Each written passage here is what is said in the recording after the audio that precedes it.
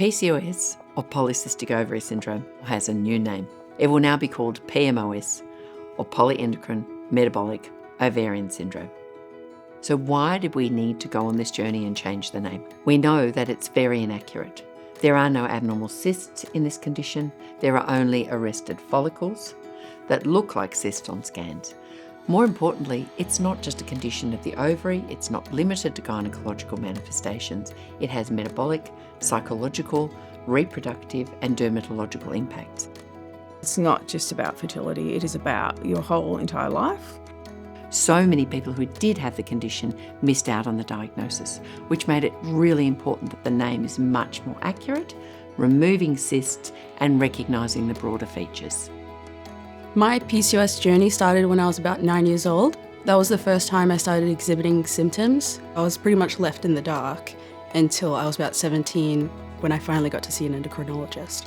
I was diagnosed when I was 32. That was after I had advocated for myself for a couple of years, but I'd known for a long time that something wasn't quite right.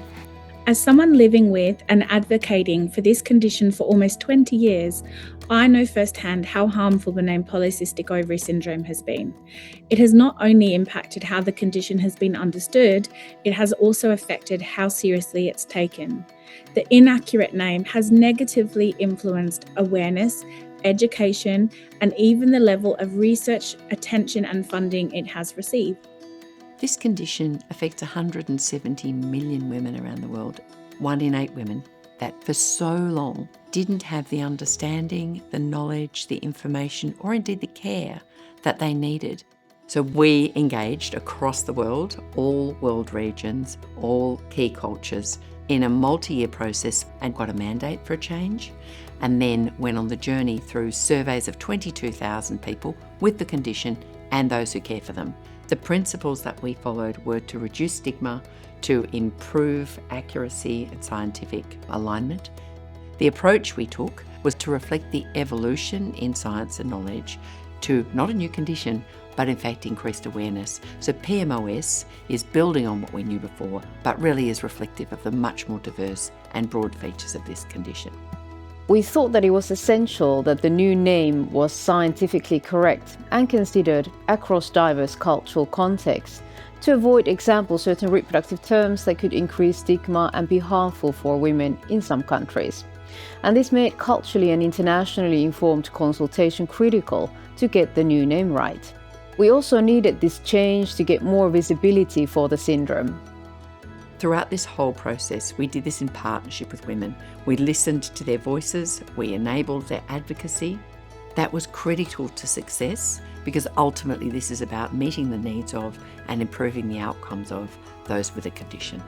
One of the biggest challenges is getting the name out into practice. We know that we can do this within the international guidelines where we've had 2018 and 2023 guidelines. They have been downloaded well over 1 million times. They are used across 195 countries. We're building on that momentum, working with our 56 partner societies, who are health professional societies and patient societies, to make sure that that information is spread through research bodies, through education, and through clinical care. The new name, it's about the future, it's about the daughters of tomorrow. My mother's experience with PCOS was not great. Mine was marginally better.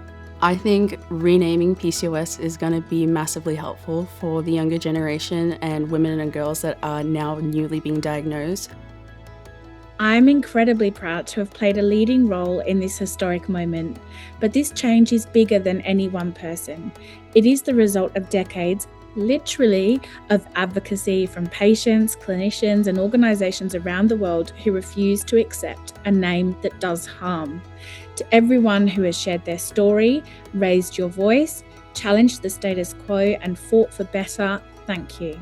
We're really excited about this initiative because it marks a new chapter in the evolution of a very neglected condition. Now we all need to work together to make sure the new name is implemented, and from that, the care and the outcomes are improved.